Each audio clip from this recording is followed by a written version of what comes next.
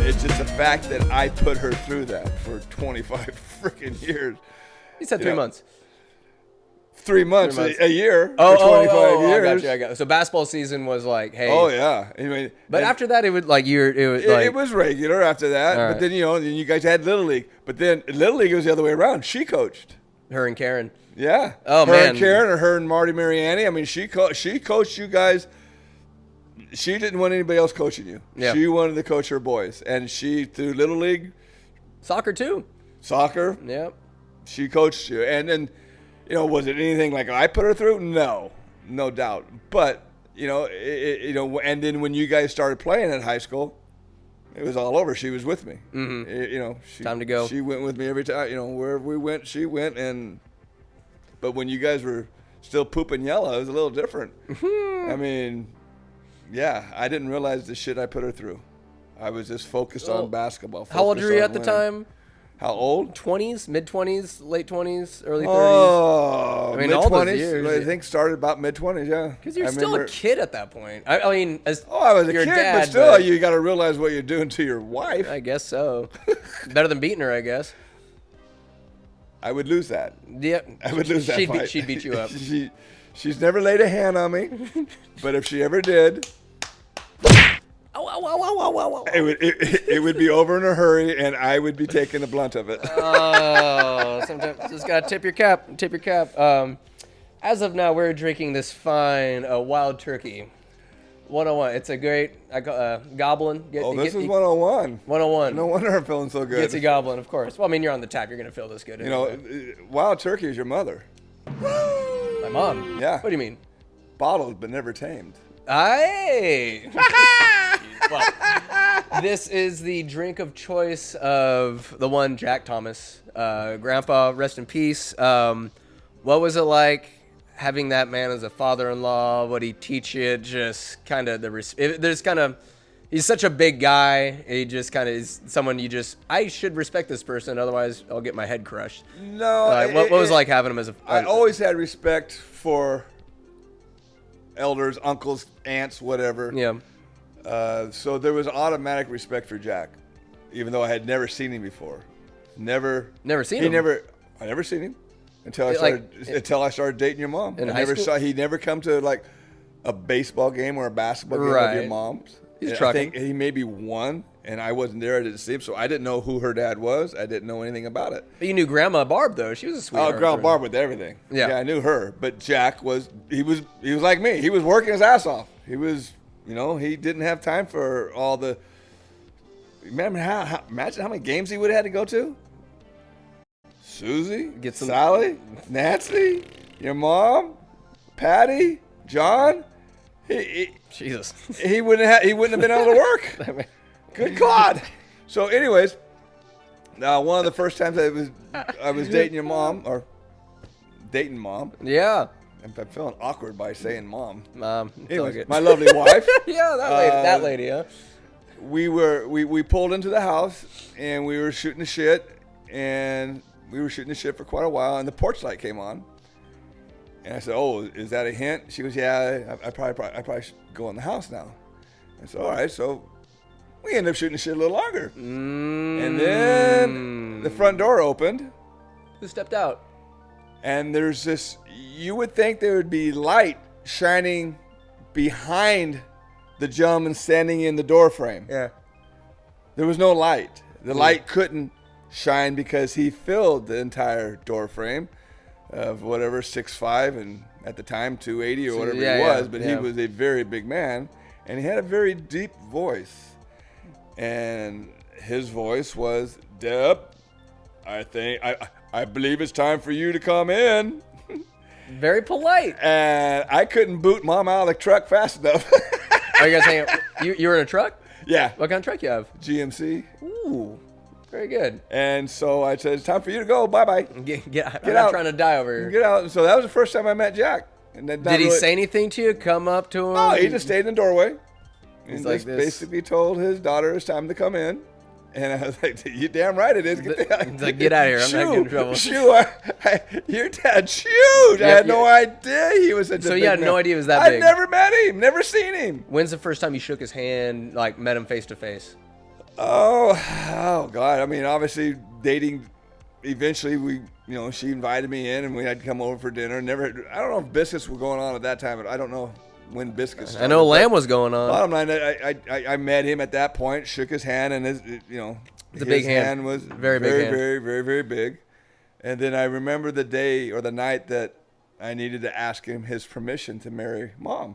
You guys have a good rapport leading up to that, like throughout high school? No, he respected me because, I worked my ass off, and I respected him because of what he had created and what he had done and raised 6 kids. And so that's what you did because you have to win over the other dad, right? So your work ethic, is that what you did? Hey, here's what I'm bringing to the table. He knew Grandpa Albert. They went to school together, and so he knew that Grandpa worked his ass off, and he knew that I worked my ass off. And I can remember, telling him he was watching TV, and I asked him, hey, can I talk to you? He goes, sure. So we got up and went into the kitchen or the living room, dining room. Yes. And he sat down and he, what's up? And I looked him square in the eyes. I wasn't sheep about it.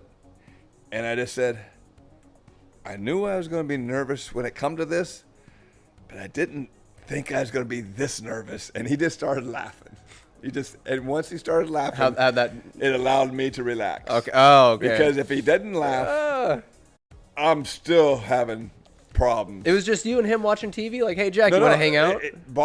Grandma Barb and him were watching TV. Mm-hmm. I came in, Deb and I were there. I came in and asked him, hey, can I talk to you for a minute? And he said, yeah. So he got out of his chair, went into the dining room, and we sat, he sat in his chair, and I sat right beside him, and I just was saying how I didn't believe how nervous this was going to be, and I just asked him, I would like to have your permission to marry Debbie. So he's laughing. He at this point, he's straight face. He had laughed when I told him about the goosebumps and being nervous, and he just said, sure. She's the hardest worker I know. It's like you're going to have I'm a good... thinking, so you're saying I'm doing good? He's like, no, you can't marry... What?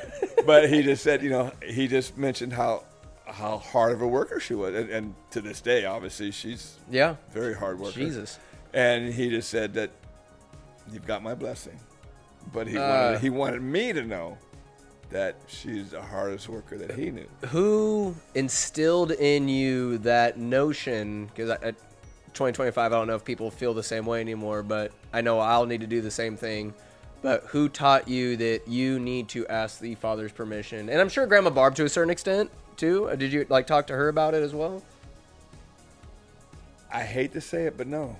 I did not talk to the legend. The legend herself? I talked to Jack. But at that point, why did you feel that way? That you needed? It's very traditional to ask the dad. It was. I think it's just because basically it was traditional. I know Deb and I talked about it, and she. I don't remember the conversation, but bottom line is, are you going to ask my dad? And it's like, oh, Mom talked to you about that. Hell no, I'm not asking him. I'm chicken. I'm scared now. Bottom line is, I'll ask him. I'll put my big boy pants on and go ask the biggest man I've ever met. But did my dad tell me to do that? No. Did my mom tell me to do that? No. I think it was just common courtesy. That's what you do. I hope you end up doing that when you find that beautiful woman of yours. I believe Skylar asked Rob. Yeah. If I'm not mistaken. It's just, I don't know. It just seems like the right thing to do. It's the right thing to do, but it also shows the parents of the woman that you want to marry a respect. Mm-hmm. And it shows them that because if you don't care about her, you're not going to ask. Mm-hmm. But if you care about her, you are going to ask. So it sends a message. You tell Jack Thomas, like, hey, I get Debbie, I'll give you 20 sheep. It was a business exchange. She's worth at least 20 head of cattle. 20 head of sheep. 25. 25. 25. There you go. But no, and does your father-in-law have more respect for you for the rest of your life for just that simple 10-minute discussion that you have? Yeah. I believe so. You guys have some wild turkey after that, or I probably should have asked him to have some before that. that would have helped. That would have helped. Was he always a wild turkey guy? No, I was wild turkey from the Thomas family, from Jack. No, was he always? Oh, I'm wild turkey assuming, guy? yeah. It's Yeah. damn good. No, Gets me gobbling. I was much more a Bud Light. Yeah, there you go. But not a sip of alcohol until you're 21, of course. That's a good story there. I didn't have alcohol, marijuana. I didn't have anything for the longest time because I was going to be an athlete, and I knew alcohol was going to prevent me from being an athlete. Then shit hit the fan. Happens, you know. Then Then reality set in. It's like, oh god, okay, loosen you up a little bit. But yeah, that was little did I know that was a very important time in my life. Having him in your life and talking. Jack was incredible. Would you go to him for? Were there things that you would go to, say, Grandpa Jack, or other male older role model figures that say you wouldn't go to Grandpa Albert about your dad? Because there's some That's things a really like, good question. You know, like there's some things that you're more comfortable talking to somebody else about. It's like not that you wouldn't be able to talk to Grandpa about it or your dad, but it's like maybe I'm more comfortable talking to this person about it. Whether Jack did it on purpose or not, but he would ask me how things are going. In general. Yeah, just in general, how things going. You know, at work. You know, have you guys? You guys got what do you got in plan for the future or whatever? But he would basically it would be how are things going? Yeah. And if things weren't going well, I would say, well, this is happening, that's happening, and he would look at me and he wouldn't blow it off. He would say something to acknowledge that he understood what I was saying. He was listening to what I was dealing with. Yeah. And and he would say something whether I took it as something that would help me figure it out, or if it's just something that he wanted to, to share with me. And so there was, that would happen, not a lot, but if, whenever we sat down and he had an opportunity. But a lot of times whenever I was with Jack, it was busy. We were marking sheep. We were herding sheep. We were working. I mean, so how often, like, you'd work at the landfill, but you'd also like put in work on the Thomas Ranch? Thomas Ranch almost killed me. How so? I didn't realize how allergic I was to hay. Oh, shit. Oh, my God. What happened? I was, in the wintertime, when obviously construction wasn't going anywhere, I would help Jack with the sheep, whether we were feeding them, whether a bummer needed, help with the lamb, or we'd go out and get the lambs, or we would be marking them or whatever. But you're always around hay, and hay was not good for me. Hay was, I mean, to this day, if I got too much hay dust, I'm sure I would he pay you or just give you a slap on the back? No, Good job, kid. Obviously, he would feed me all the time. But no, he paid. He gave me money to work for him. Mm-hmm. But it got to the point where, the truck would be full of hay bales, and we'd be feeding the sheep, and he would drive, and I would be breaking the hay bales down and flaking out, and I would be sneezing, and snot would be coming out, and I would get hard, and he'd hear me wheeze. Yeah. And he would stop. Ben, get in the truck and drive. Oh. No, I got this. Ben, get in the truck and drive. Because you're dying. And so he would get up there and he would break the bells and feed and flake them off, and I would drive. And so he did everything he could possibly do to keep me away from the dust that hay had. But I lost, probably 40 pounds that year. I was skin and bones. You can ask just Mom. That much work, or no? The hay fever just killed me. You got hay fever. Oh yeah, it was bad. That's what John Saragossa got, like that. No, he got valley fever. Oh. Hay fever is just you're allergic to the dust. I got it. Well, but the dust is everywhere. It's in the barn. It's in the truck. It's in the outside of the truck. It's everywhere. And you can't help. I mean, did I wear a mask? Yeah, I wore a mask to a point, but it's just I only did it 1 year. And I wanted to help Jack, and I would help him mark, because marking was away from the marking is where they cut the little tail and they put the rubber band on the little nut sack and what have you. Ooh. And I would do that all the time with him, but it was I just. You're dying. I couldn't do it. I loved doing it. It was you felt not like a god, but you knew if you weren't there to feed them, they relied on you, and I liked being relied on. So helping Jack do that was huge. It was fun. You're showing, like, you're kind of paying him homage, like, hey, here's my effort. I'm trying to help you. Oh, yeah, there was definitely an effort there. Yeah. Definitely an effort. I wanted to show him, I wasn't a weak dick. Oh! But he recognized, he acknowledged, like, all right, this guy's dying. This guy's dying here. Like, this poor bastard gave me everything he could. I need to remove him. I don't want to pay for this funeral. Just have him drive the truck. It'll be easier that way. Yeah. But yeah, Jack was awesome. That's cool. He's just an intimidating figure, but I've never been intimidated by anybody more than him. There is a time I remember, like, I got my ass chewed by you because one day, like, biscuits. I was like maybe 10, something like that. But he pulls me aside. He's like, "Oh, next Sunday, it'd be really nice to have you come, like, rake leaves or whatever." And I think I had a flawless record every biscuits I've been to, and then I suddenly became sick the next Sunday. And you caught wind of what he asked. And Skylar raked leaves, but I got my ass chewed so bad. Just like, you gotta go and help your grandpa. Goddamn, what the hell are you doing? But it's just like, it's screwed up. And it happens like, limp dick. I was happy, like, Skylar had a pretty close relationship with him. Keith did as well. I didn't have as close a relationship with him as I would have liked. But still loved him, and just seeing those notebooks with his little pearls, his little thoughts, and how he would call people babe was really cool. He larger than life.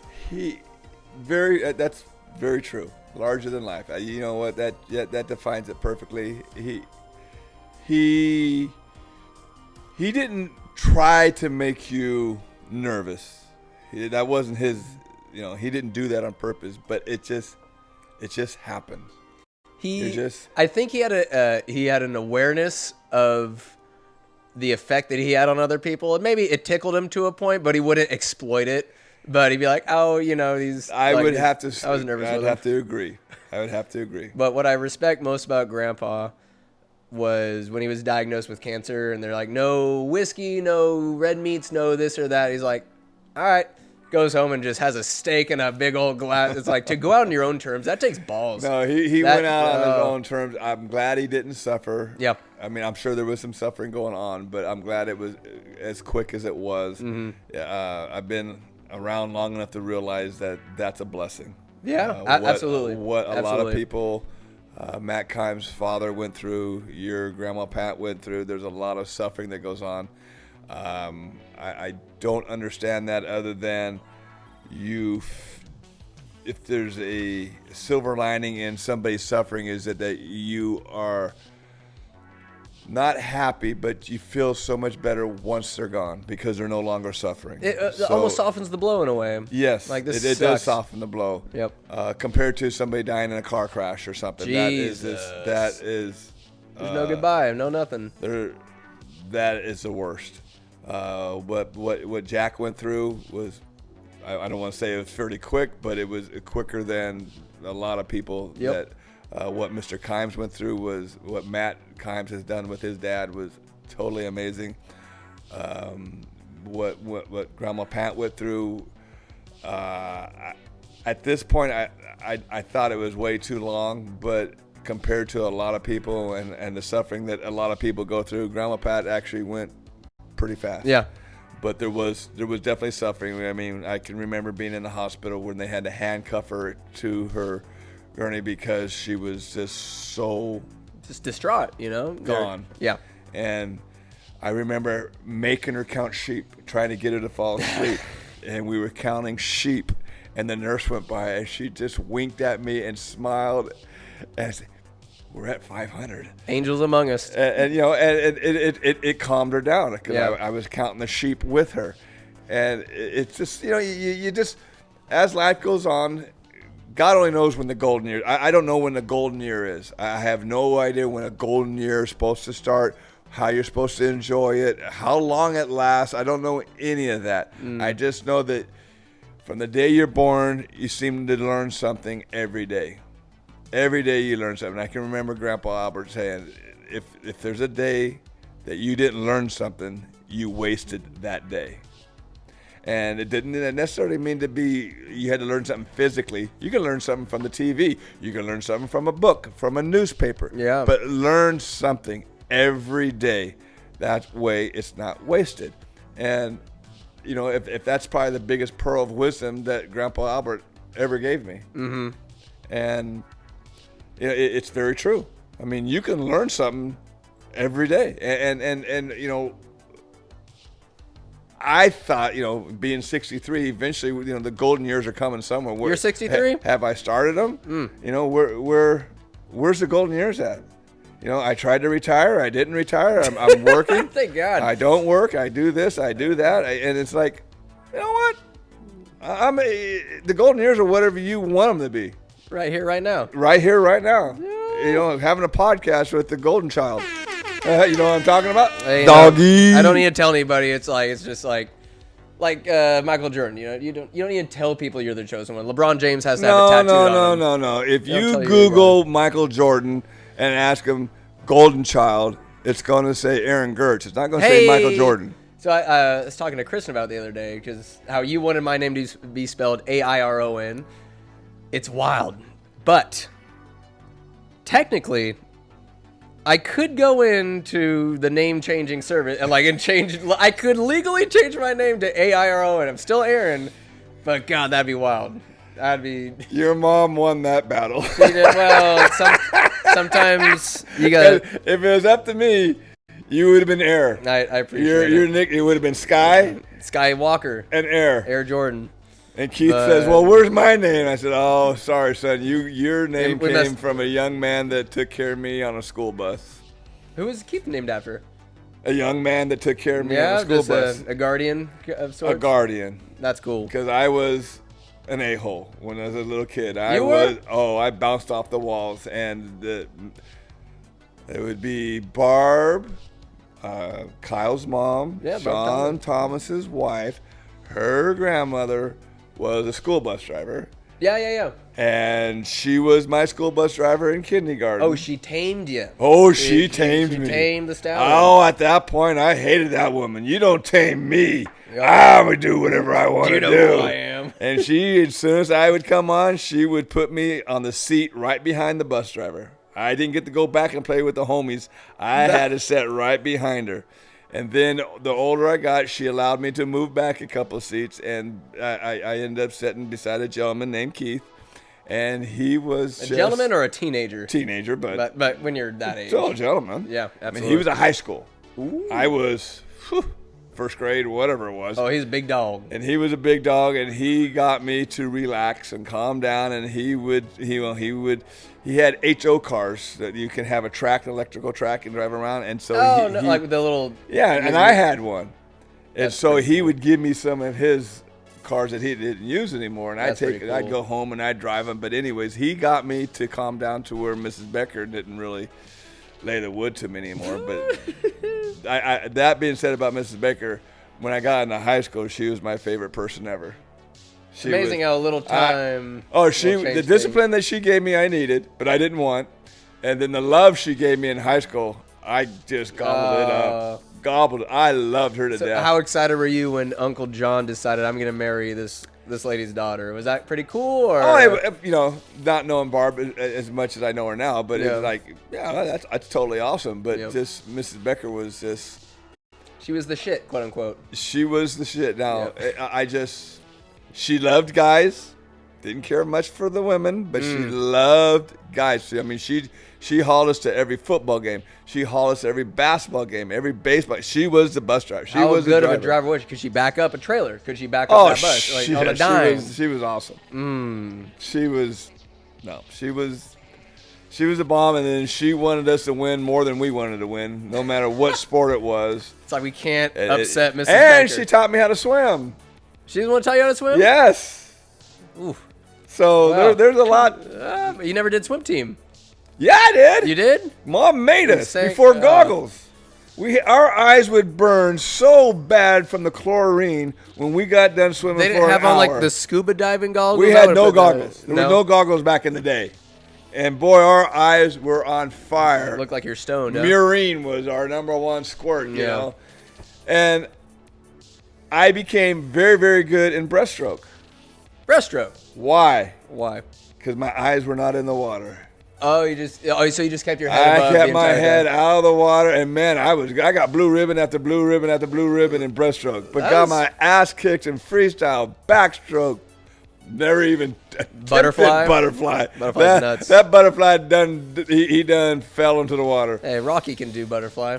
This cat can't. No, To this day, I could do one lap, and that is A 25, one lap down, one lap. length, one That's length. it. One length of the pool, Man. and I am done. It's a son of a bitch, ain't it? It's just a gift. Whoever can do butterfly is a gift, and then they need to realize it's a gift. To get that practically, or was it the practicality of it? Like freestyle is probably the best, or what? Like butterfly makes no sense. Why you would do it? Whoever invented it, it's probably Who invented the butterfly? They probably had clothespins on their nipples because they like feeling pain and just being they're Backstroke, I sick. get. That was not bad. Breaststroke, that's just a relaxing stroke that Yeah. you need to have. Freestyle, hello. That's the number one sport. That's the one. Butterfly? That's Why don't we do the dragonfly? Honestly, Why is it got to be the butterfly? butterflies don't even flutter that way. In what way does this resemble a butterfly? It's more of a dragonfly. I guess so. You need 4 arms to do it. Well, Bappo, I will have one last question for you here before we go to the off the cuff, which is 10 wild, just bang, bang, bang, bang, bang, Boom, unrelated boom, boom, questions. boom. So before we get to off the cuff, are you ready to receive your Father's Day gift? Oh, why, certainly. I got it right here. Let me take a sip first. Okay. I am a father of sorts, of 2 gatos. These gatos are my pride and joy. And they are just the cutest, the cuddliest, and here we go! The G-Man family! Oh, there it is. So they remind me of like a 70s Oh, album. good God, that is totally freaking awesome. Like Sonny and Cher, that is an album cover. They're singers. They're lovely. Oh, my God. How'd that happen? I walked in, I had my furniture rearranged in a different way. I just came in, they're cuddling. I'm like, maybe they'll let me take some pictures. I took a million different pictures, videos, and they just stayed cuddled up. I think They never moved. They allowed you to have time and photo. And they both looked at me too. I'm like, Oh, well, yeah. shit. I got to take it. And they let me do it. You're saying you liked it. There This it is. is awesome. I'm a cat man. I love cats. I love dogs. I love animals. Oh, these guys. That I locked them up in the other room, but yeah, there they are. Thank you. Yeah, I got you, Pops. That Oh, huge. cats. Hey, you've been one of the cooler pictures I've ever seen of you. You're a baby, and there's that Siamese cat right next to you, and then you're about 20. Same cat on your knee. Same cat. Yep. They're- That Siamese cat lasts forever. That's because of Grandma Geerts took care of that thing. What was his name? Grandma Geerts. Oh, No. Siamese. Siamese? Yeah, it's a Siamese cat, so it's Siamese. Kind of simple, but what the hell? Why not? Grandma fed her liver. Never cat food. Just give her the goods. Oh, chicken. She would cook the chicken for her. I remember going to Grandma Geerts's. I would take the black and pink. Skylar and I would take the black and pink go-kart all the way down that dirt road, and we get Ritz crackers and A&W cream root beer. Just that golden can. Why she had that, I do not know. I do not care. It was delicious, and I was fat with love. Just that good. Grandma Geerts, yeah, that cat, and then Pokey Buzz. Pokey's That great. Pokey Buzz lasted forever. Pokey, but because even when Grandma passed away and Grandma looked after him, he was alive. He lived, I think, probably longer than any pug in existence. Probably, Any but bug ever. He was about Grandma. 15 or something. Grandpa loves animals. Yeah. I love animals. Grandma Grandma let him. Dad had caught a fawn and let the fawn grow in the house. Till it became a deer. Oh, yeah, maybe. And then the deer, she got booted outside, Yeah. and then that's a sad ending to it. But yeah, we don't keep it happy. But yeah, that's where it all comes from. Is Grandma. She was the She animal loved lover, animals. 'cause Grandpa loved animals, but Grandma loved. I mean, it was like. It wasn't like Grandpa saying, "Oh yeah, that raccoon gets to stay in the house." It's Grandma says, "Oh, that raccoon is staying in the house." Oh boy, Gerald over here. Or that possum is staying in the house. Grandma Pat told me a story one time of because we'd go and dig night crawlers to go fish catfish in their pond, Right. and like that bummed me out seeing them squirm. I'm like, that can't feel good. They're just getting gored by this fucking hook. But she'd want to get the baby mice out of the hay bales. I was like, Grandma, no, don't do it. She's like, fine, like, you little bitch. Put some power bait on it. But I couldn't be helped. And even to this day, I'm like, don't kill the squirrel. Well, they're getting on that. Well, now that they're under the house or whatever, sometimes you gotta. When they're destroying things, you gotta lay down the law. ass. But yeah, Mom wanting to put a mouse on a hook. That's wild. That's wild. That's Mom. That's Mom. We'll catch a fish and we'll feed the family or whatever. It's like, what's this mouse to catfish me? would have ate that in a hurry. Do you think she's like, oh, catfish would obviously? I didn't put two and two together, but it's a catfish. Of course, they like mice. Of course. I didn't. What catfish doesn't eat mice? I didn't even think about that.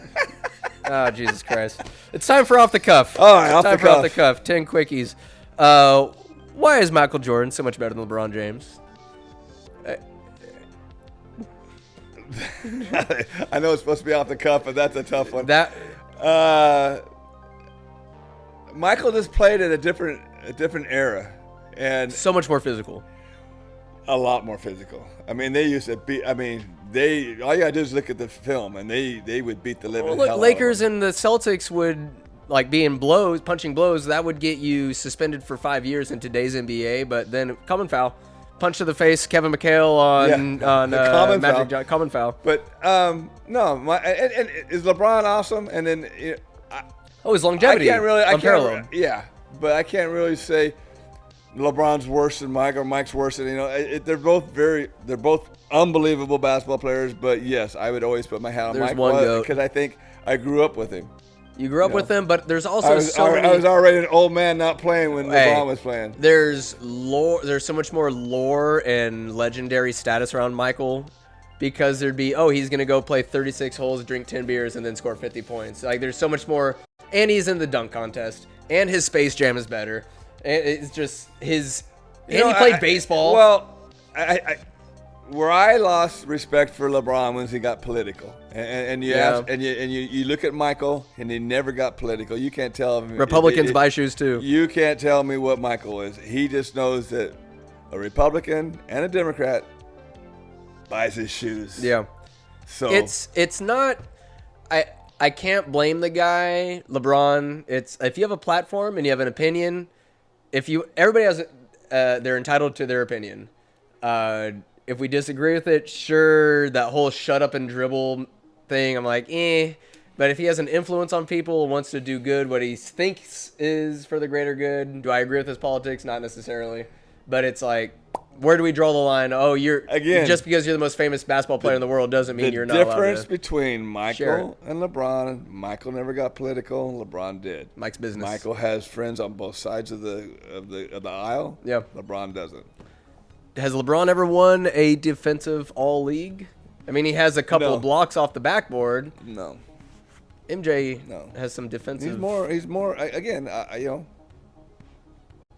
you can't go wrong by saying Michael is the best, and you can't go wrong to thinking LeBron's the best. It's just that if you're choosing to figure something out that would make you lean towards one or the other, Michael was never political, and LeBron got political. Yeah, to go because I mean, sports. It's hard. There's a line between sports and real life, but the line is so blurred nowadays. Social media, their opinions. It is what it is. On LeBron's behalf, cell phones and all that crap, and social media is 10,000 times more now than it ever was. And he doesn't have any bad press. There's no tomfoolery, no sexual allegations, no nothing on LeBron. LeBron's slate is clean. And that is huge. And I respect him for that, legit. But it just, I don't think politics belong in sports. I want freedom. I want freedom from politics. Yeah. And freedom from politics is watching sports. And then when you involved politics in sports, there goes my freedom. Well, we're going to get into it. There's a question later on I got that mixes politics and sports, or sports and real life. But, no, I hear you. LeBron's longevity, still a factor. Incredible. It's still a factor. I would say incredible. even more so than Tom Brady, who's, I'm going to be delicate. Oh, you touch me, that's a flag 50 yards that way for Tom Brady. No. LeBron, he flops. Big flop. He flop. flops like a mother. But did you see him with the USA jersey on in the Olympics? He was MVP. I love seeing it. He was the MVP. And That, I'm not I'm afraid just to say like, it. Am I a LeBron lover? No. But he was MVP. Him, and he was Steph. unbelievable. So And, like, I could hate the guy, but even seeing Kobe, I'm just like, damn, like, this is America. I just This is wish us. I wasn't such a big Kings fan at that time because I would have loved Kobe. Oh, But yeah. Being Yeah. a Kings fan, Can't stand I it. hated Can't everything stand it. that man did. Have you come around on Shaq? I don't hate Shaq like I hated I hated Kobe because he was so damn good. Yeah. I couldn't hate Shaq. He's just so damn big. Come on, He's just a it doesn't goon. matter what year Shaq played, he was going to be good because he's just so big. Yeah. Now, is he fun to listen to? Yeah. Him and Chuck are the best thing on TV. I enjoy listening to Shaq left and right. Now, when he played, you couldn't hate him because he was just so big. Yeah, you can't stop him. You can't stop him. And he was good. Free throws weren't, but God No. bless it. But he didn't need them. No, not at all. Question 2. Who's your favorite TV show or like movie dad in the kind of dad realm we've been on this entire time? Well, favorite TV show would have been MASH. Favorite, Was there, there- there was no dad in MASH, so Was there like a singular like male like lead role? Hawkeye. Hawkeye? Was he kind of the dad of the group? Or no, he was just a goofy ass doctor. who was the one always trying to be injured to not go into combat? Was there somebody always kind of pretending to be hurt or something like that? Well, Klinger was a guy that was a nurse, and he always wanted to get out of the military. Right. But as in somebody that always was hurt, not. Who comes to mind? I don't know if you ever watched Fresh Prince of Bel-Air, but Uncle Phil. There's Will Smith, like he's born in West Philadelphia, born and raised. He got in some trouble, had to move West Coast. He's a Fresh Prince, and his Uncle Phil was such a hard-nosed, kind of like pivotal character for this young black man growing up. Will was kind of like not a bad kid, a little out there, but Uncle Phil is one of the top characters in terms of like it's a funny show, but then there's some episodes where it's real, where Will's real dad was supposed to like take him out, never did, and there's this like really powerful scene where Will Smith is like, why doesn't he love me? And like Uncle Phil's there. Uncle Phil is that dad role, and it's such a powerful scene. It's crazy. So he's probably my top dad figure in a TV show. But I don't know if any quote unquote fake dads ever stood out. There's the Blue Bloods. Tom Selleck. Yeah. He's like the grandpa role. He's grandpa, but he's also dad too. Yeah. Due to the other characters. So That's a really good call. I'd have to say Tom. If he didn't have that mustache, would his career be would he have the career that he did? Grandma Pat would still have his poster in her washroom. She had his poster. Oh, good God! She never. No way. It was so funny. I don't know exactly how it took place, but I walked in. I took my dirty clothes into the washroom, and here's this poster of Tom Selleck and the Hawaiian shirt, right? Yeah, Hawaiian shirt, mustaches, obviously younger years. Yeah. Probably when he was Magnum PI or whatever. Yeah. But anyways, and I went out. I said, What's that all about? And I forget what aunt. One of the aunts. Well, it's probably Aunt Susie, but somebody got Mom that poster, and she just hung it up, and I just like. Okay. Grandpa Albert know about this? Oh, yeah. He's like, yeah, he's hot. Grandpa Albert was sure of himself. He didn't have to worry about Tom.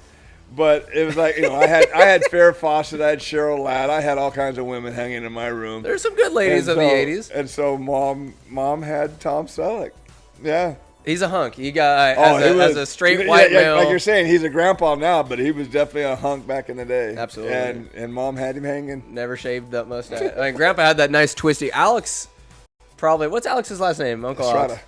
Estrada. That is probably the wildest, most untamed, well, not untamed, but just that mustache demands respect. And then when Grandpa had the little twist up, I'm like, wow. They had a little compo going on. Man, it's impressive. You got a little mustache going on yourself. It will never reach that. It's there. No. I would like it too, so I could just have him take a picture with Dad and whatever. But it ain't gonna happen. That'd be kind of funny. Yeah, just, that'd be funny. Like it needs. It just. I mean, his circled all the way around. That's impressive. Whatever. Whoop. Oh, you're good. You're good. What is your last meal gonna be? What would your last meal be if you're on death row? Whoa! How'd you know I was on death row? You're a wild man. You don't have to be in prison to be on death row. No, well, put that on a shirt. That's actually pretty good. I'm on death row right now. Well, on death row currently, what would your last meal be, if you were even offered the filet mignon? Filet mignon. Oh yeah. Any sides? I assume big old Idaho Spudnik. Spudnik, sour cream, bacon bits. Oh yeah, the whole nine of bacon bits. No chives. No chives? No chives. What the hell's the matter with you? I don't need no green shit in my potato. Mm. And then For dessert? I hate to say it, but god damn that New York cheesecake Hey! is so good. Any strawberries on it, drizzling? Oh please. Yeah? But fresh. Gotta Not be- frozen. Gotta be They fresh. gotta be fresh. Cocktail before a little wild turkey. Appetizer to the last meal? Mozzarella sticks or something like that? That's a good question. Hey, Appetizer. people like sometimes. I'll tell you this. I know this is a deviation from the question. We'll get back to it. But at a Super Bowl party or a gathering, sometimes those appetizers overshadow the main meal. I'm just gonna eat this 7-layer dip.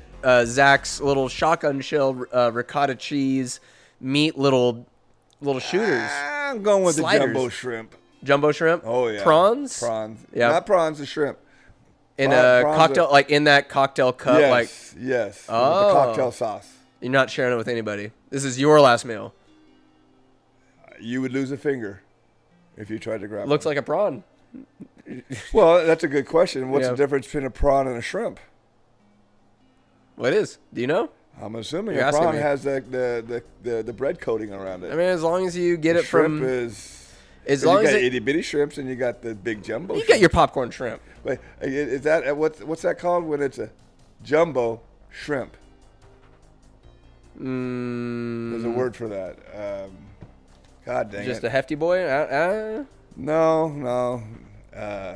It's God Hey, dang it. as long as it's coming from Bubba Gump Shrimp Company, then we're doing all right. I know Forrest runs a good. He runs a good ship. Yes, he does. Oh, Yes, he does. well, very good, very good. All right, so you got your jumbo shrimp cocktail, your filet mignon, very good. Medium. Oh, it has to be medium. Yeah. Now people can't get be rare. well I'm done. like, might as well still be Rare's alive. pushing it, but Medium. Medium. New York cheesecake. All right, very good. Afterwards, you get in the chair, you get an injection, firing squad, hanging Death by old age. by old age. The worst. Cheaper that way though on the taxpayers. But so the next question: what was the crime you committed to be on death row? Just existence. What did you do to get on death row? What would be my biggest crime that Yeah. I've committed? Yeah, child abuse, making kids run till they puke. Get caught or? Oh, you're caught. You're caught. You're on death row. Well, I mean, we got you, pops. no, I mean one that I've experienced and I haven't been caught, Oh, I mean, or one that I would just make up. 'cause so I'm on death row. So we're at a crossroads. If you'd like to confess something that you've done, a heinous crime that you haven't confessed to yet, on the tap, sure. Or a hypothetical crime that you'd like to say, you know what, they got me for robbing a bank, for murdering a murderer, or so. I feel like you would be a vigilante who got caught doing the right thing, but you got to get punished because you're outside the law. Or give us both. Well, if you've I done mean, some crimes. I'm going back in time, and I don't remember ever stealing anything. I've definitely cheated on a lot of tests. Yeah. Who hasn't been there? Got caught a couple times, and thank God that. You got caught cheating on tests? Well, Mr. Randolph. How the hell you slipped that hard? Well, it's because that I had a good rapport with him. But the bottom line is, Mr. Griffin got me through government, and Mr. Griffin, it used to be. Was he your principal? Yes, he was indeed. Well, he was my best friend in government because he would finish a test in a hurry, but he would never turn it in. What would he do? He would put it up on the top of his desk to where I could see the answers. And then he would flip the page so I could see the answers. What incentive? Then he would flip the page so I could see the answers. Oh, it was multiple page test. Oh, yeah. And then one of the pages was true and false. And so when we got to that page, I said, true, true, false, false, true, true. True, true, false, false, true, true. And then you can't copy it exactly. You got to put some... Mr. Randolph was behind me. And he says, Ben, don't you think you'd have a better chance of getting that answer right if you actually read the question? Meanwhile, George is folding his paper to where the front of Did he get in trouble? Neither one of us got in trouble. He was just saying that I would have a better chance of getting the question right if I'd actually read the question. Did you study at all, or did you just rely on George? I would study, but it wouldn't do any good in his class. The questions were... It could be true or false. You never know. It pissed me off so bad. It did. I mean, I could study forever, and it wouldn't matter because the answer would be true or false. So you were a dirty test taker. That sent you to death row. Yeah, I don't know if that's death row, but yeah, that would, yeah. Or at least get an Indian bird or something like that. You know, as in mom-wise, nope, I've been true to that woman. From yeah. No, there's no question there other than, you know, maybe forgot a birthday or anniversary. The hell's the matter with you? Which is terrible. Don't get me wrong. Not good. Hopefully, I've made up for that by allowing her to go around the world with all of her sisters. Yeah, that'll happen. She has a good group of sisters around her, I think. Yes, she does. Yes, she does. Well, I'm glad that you made it through your last meal. I mean, your crimes, they're forgivable, but death by old age, what a terrible fate to have. Let's see, question number 5. If you could have any wild animal as a pet, what would it be? White lab. A white... He's wild. Good. Yeah. Ragnar? That damn dog has been the best thing that ever happened to me. Man, he's good. He's a goob. He's that goober. He's that dude. He reminds me how to be loyal. Yeah? He reminds me how to love. He reminds me how to be excited about things. He reminds me of all the shit that I have forgotten. Or take for granted. Very, very true. I mean, is he a wild animal? At times, I mean, he blew my knee out. Him and that damn dog that belongs to Skylar and Mo. No names. Lady Bird. When those two got together, they tackled me, and that was it. I heard you can confirm or deny a commando crawl to like get yourself to a safer spot. That goes a long way. Whenever I twisted my ankle in basketball or football, it didn't matter. Commando crawl away. That's how I dealt with the pain. I crawled. I just crawled. It is what it is. You got to. And so when they blew my knee out, I was crawling, and Skylar couldn't stop laughing. He laughed. What in the hell are you doing? I'm thinking, I am in pain, and this is how I deal with it. All right, it was. But I think it embarrassed Sky. Was Mo there? My knee got blown out. Yeah. I'm crawl, G.I. Joe crawl, and Sky's embarrassed. Dad, grow a set. Your knee got blown out, but come on, grow a set. Well, that isn't how. No, From day one, I don't care where I was. Whenever I twisted my ankle, it was G.I. Joe. That's how much Mom knows you, because we're talking about it, and she's like, "Oh, he's always done that." Like, just not discrediting the pain that you're enduring, because it's a lot. I think you have a high pain threshold. You can handle some pain. But not my ankles. But the ankle. Not my. You know what? Delicate little ankle. I think if you could shoot me, I wouldn't do G.I. Joe. But when I twist an ankle Flick or the ankle, knee like, or whatever, it's like no good. So from the waist down, your power. Yeah. It's like your Achilles heels. Yeah. Go ahead and break my finger. I'm fine. Your Achilles waist down. Your Achilles legs. But I'm very sorry I embarrassed Skyler. But he's just kind of I don't think he was embarrassed. Oh, he was embarrassed. He was. Oh, there's my dad. He blew his knee out and he's doing a GI Joe. Look at him go! Wow, he's covered 5 yards already. Were the legs crawling or were the legs just dragging? Legs don't even participate. It's the arms, one after another, and you're pulling yourself through the dirt and the weeds and the gravel. Or a basketball court, you're pulling yourself on the court. Are you yelling the entire time? I honestly don't know. I might be, I might not be. I just know I crawl. We don't mean to make fun of you, Pops, but that shit's pretty goddamn funny. I hope I never do it in front of you, G, because I don't want to embarrass you. But I guarantee you, if I do something to my knee or my ankle, I will be crawling. You know how judgmental I am. You saw the pinkies, though. Like, you snapped both pinkies? This SOB got dislocated because, it's funny because that guy's good. That guy's good. He's got the trigger finger. He gets locked. But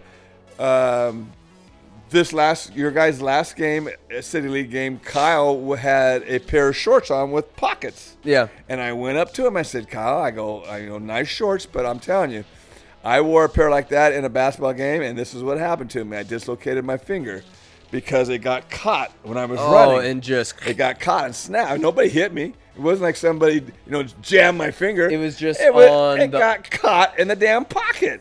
And I looked at it, and it was pointing that way. I'm thinking, oh, no. And I grabbed it, and I pulled, and I tugged, and popped it. I thought I popped it back in place, but obviously not. It's close enough. So, and Kyle goes, I've done that. And I said, yeah, you get rid of those pockets, So anyway. I like to say you can count to 9.5. But hey, it's the pinky's still there. The pinky's still there, and it doesn't hurt. This pinky hurts. Ironic. Why does that pinky hurt? It's got what they call trigger, and every now and then it will come down and locks. It locks right there, and it will not go back where it belongs. You have to help it. Like a cramp. It's a ligament issue going on. Jesus. And so it's there, and when you're pulling it back, it snaps, and it hurts like hell. No bueno. And I've had it taped probably for 2 months, and now I'm letting it go without the tape, hoping that it doesn't get caught again. Doing all right? So far, so good. Very good, very good. Jesus, where did I go? Oh, so we were talking earlier about sports and politics or sports and life mingling. Sometimes you can't avoid it. Did OJ do it? Did what now? Did OJ do it? Is OJ guilty? That's a good question. And I always thought, yes.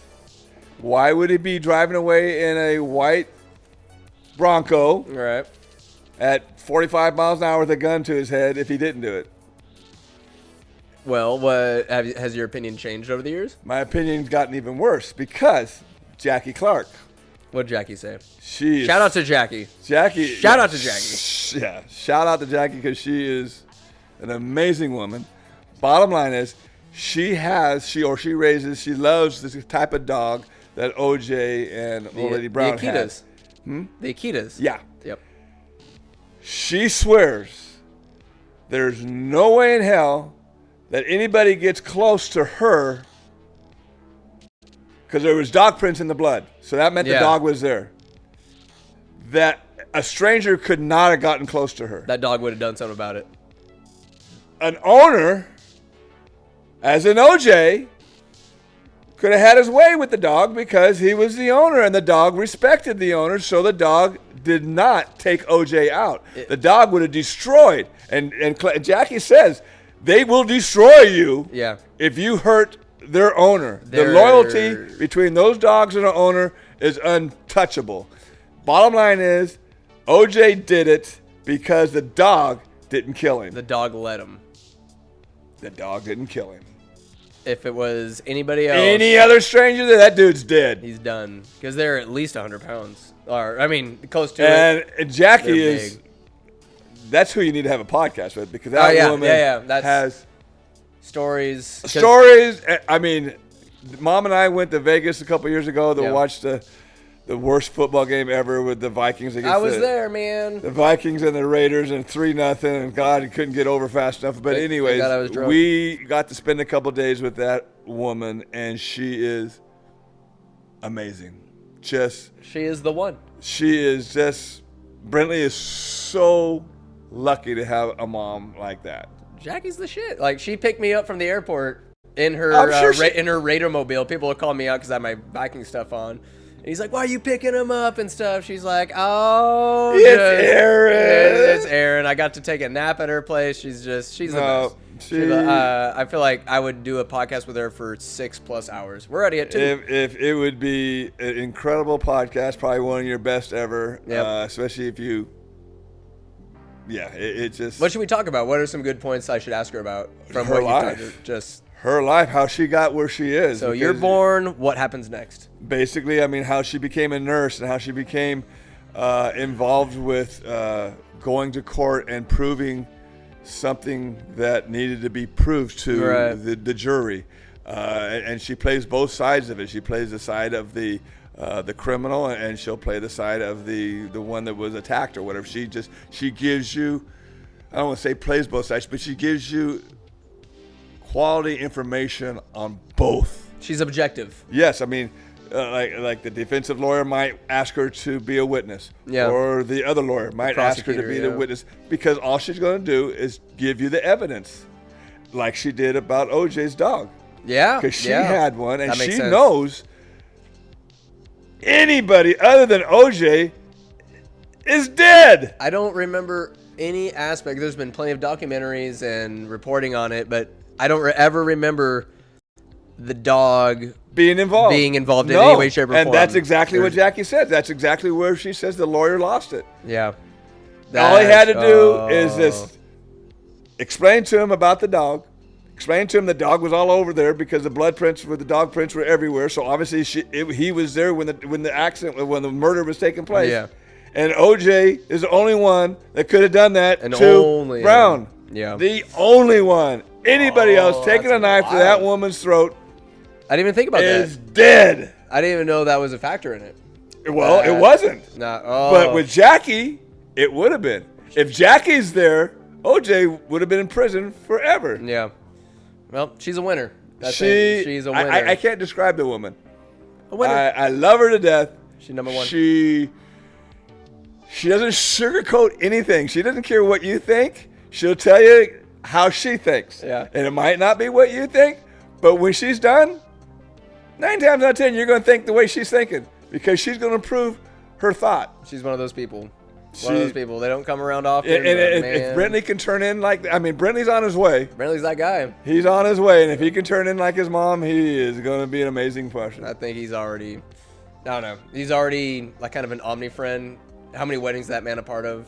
How many people him being him. Well, it's the knowledge that they consume. It's the knowledge that they have, and and she doesn't throw it out there to hurt your feelings. She doesn't throw it out there to make you mad. She just throws it out there to tell you how she feels.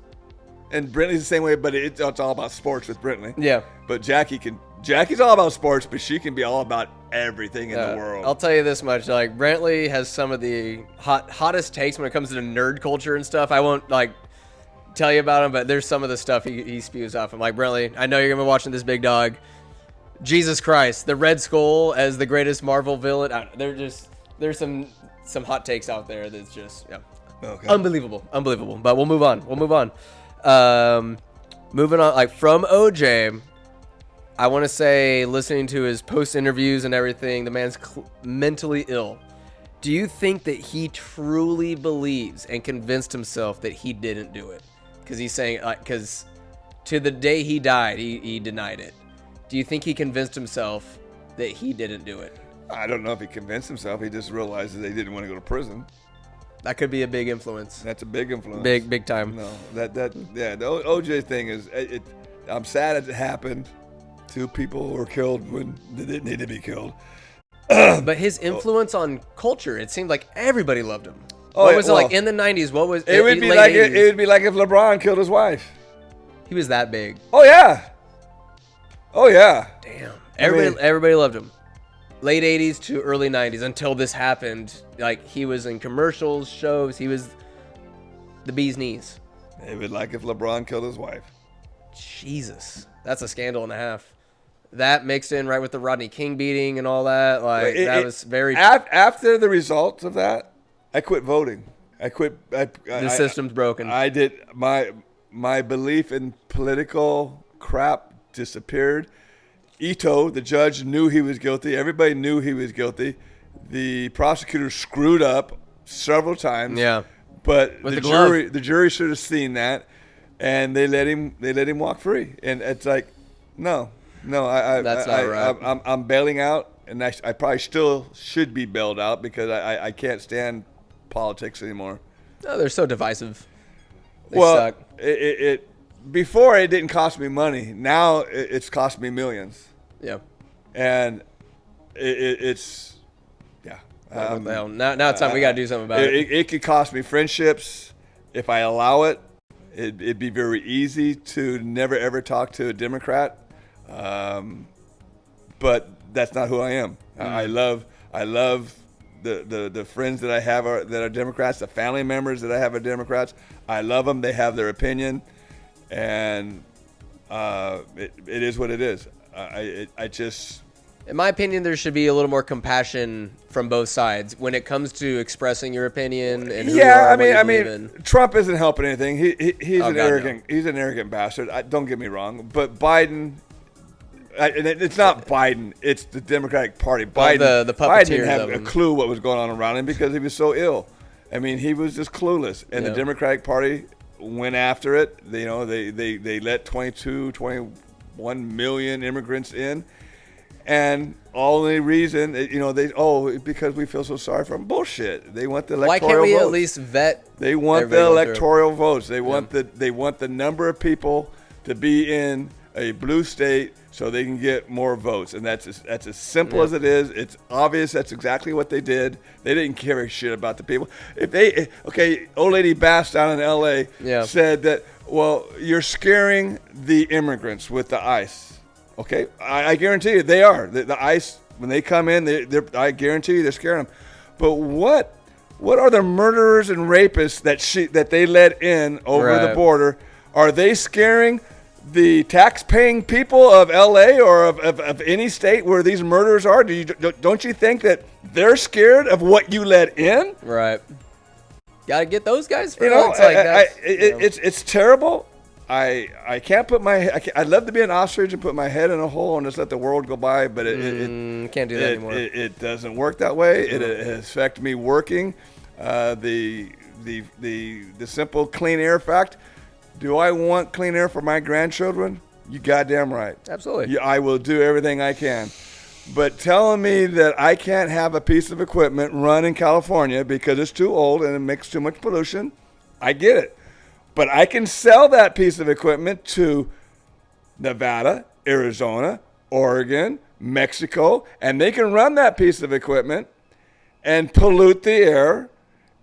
Is there a magical wall between California and Nevada that prevents that pollution from coming in? No, I don't think so. I think it's still polluting the big picture. So why are you doing that to Californians? Why are you... It's cost the company over $2 million. We had to buy over $2 million worth of equipment because we need to be compliant. Right. And I have no problem being compliant. I get that. I want clean air. Mm-hmm. But the way they're doing it is pathetic. It's not practical. There's no common sense to it. None. And how many other companies are suffering? And you know yourself, we have to have 2 or 3, if not 4, compactors at work because the new engines with the new compliance system in them, they go in the limp mode and they die. Yeah. Because of the emission system that's on them.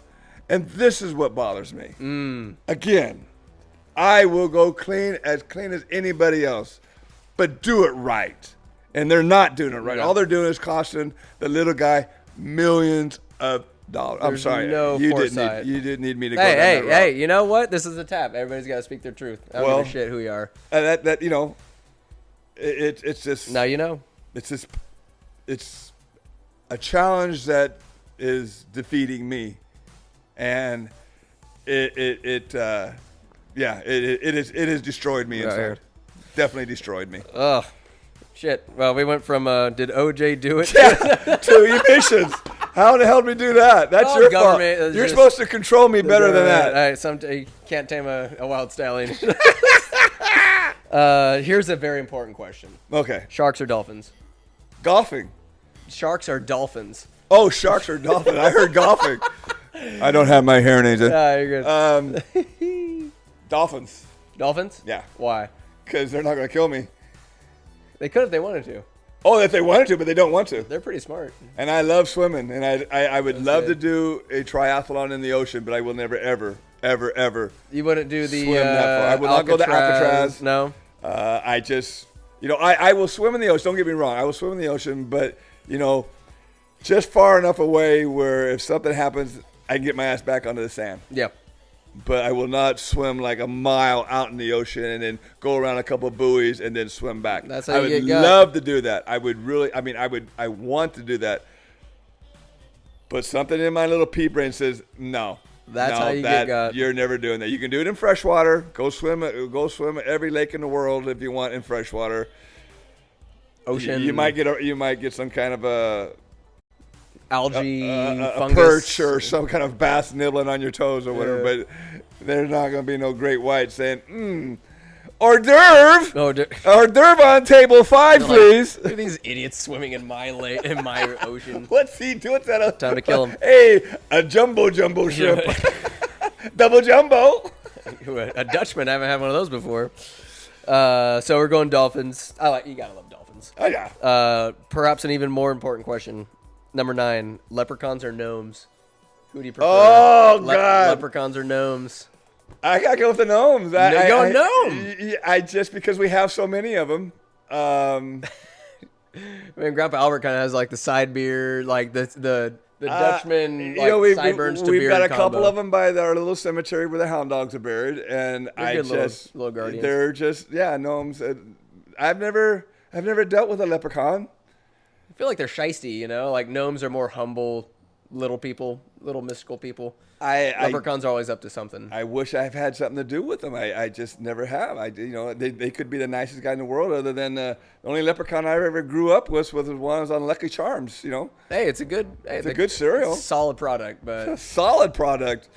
But yeah, I've never. Gnomes feel more down to earth. Like they'll have a beer. I would think a little more luck would have a lot to do with it if I was lucky around maybe a casino or something, but I am not lucky. I've never won a bingo. I've played plenty of bingo in my life. I've been lucky to have 3 boys. I've been lucky to have a beautiful wife. I've been lucky to have a beautiful life. So I guess I do have luck, but a lot of people look at luck as being money. Mm-hmm. And when it comes to that, I've never had luck at a casino. I've seen many rainbows in my life. I ain't seen one go down to a casino. That's not where the pot of gold is. Right. Pot of gold. Still looking for that. Last question here. What fast food chain is the absolute best? I've done podcasts in the past talking about the number 1, but in your opinion, what fast food chain you go into and you got an itch to scratch? That's a good question because, okay, what I do is when I find something that I like, I burn it out. You got to eat it. I go there too often, and I order something like, say, if it was Burger King. Yeah. I go get the Whopper, and I go get it 3 times a week, and, after 3 weeks, or I'm just example. Yeah. Okay, I don't like a Whopper no more. So then it's to the next one. Oh, looky there, Raising Cane, those chicken strips. I can't think of anything better. You like their sauce? So, bada boom. I love the sauce. Yeah. Mom's not a big fan. It's a little tangy, but I just love the sauce, and I went there time and time again, and then I was like, okay, I gotta give this a break. Yeah. So, I probably ruin anything that's good by overdoing it. So, my follow-up question: what is your current fad? Your current fast food restaurant that you're just running into the ground for yourself? And then I guess just an overall, if you had to choose one to survive. So do you have like a current fascination? Not fast food, but lately, it's a vanilla latte with a slice of the lemon loaf at your nearest Starbucks. So you're gay now. Oh, God. I got jokes. That sounds delicious, by the way. Oh, have you tried the lemon loaf?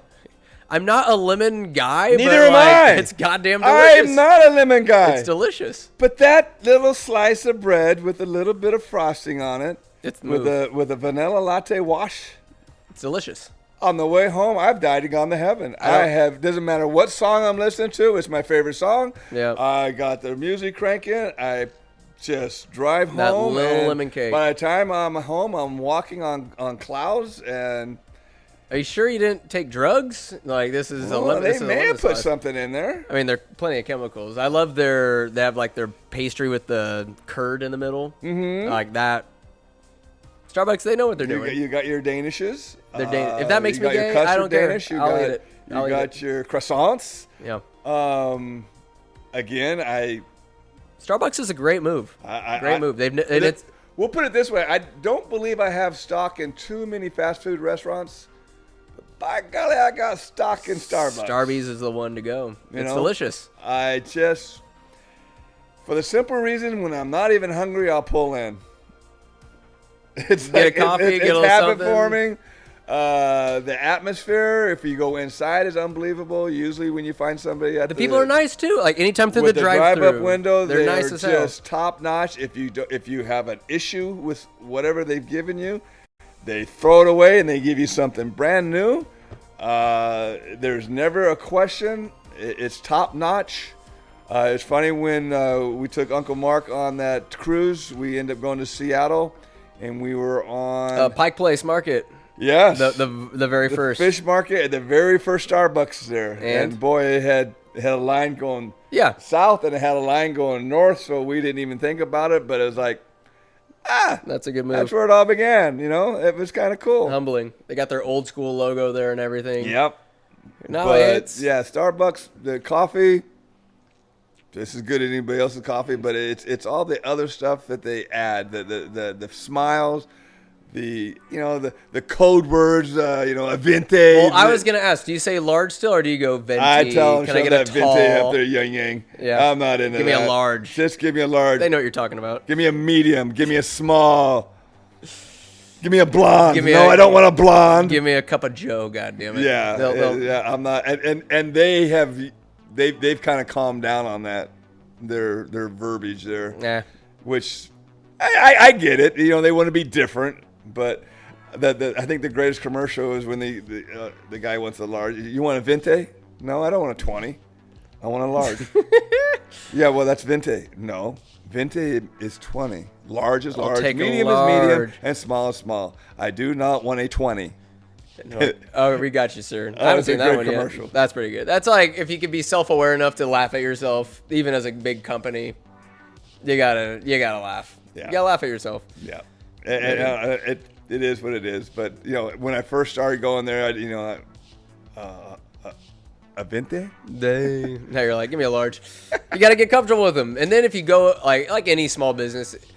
I know Round Table is a big chain. Even Pete's Factory is a chain. But in Winners, it's like, this feels like ours. This isn't like all the others. You get to know the people. You can chat with them. It's funny because, if for whatever reason, if I'm hungry in Davis, I'm getting off work, I'm hungry. Where are you going? I will hang on until I get the Winners that have Round Table pizza. Or when I get the Winners that have a vanilla latte with a slice of lemon loaf, because I've still got 7 miles to go. So they still have I can devour that. They run out.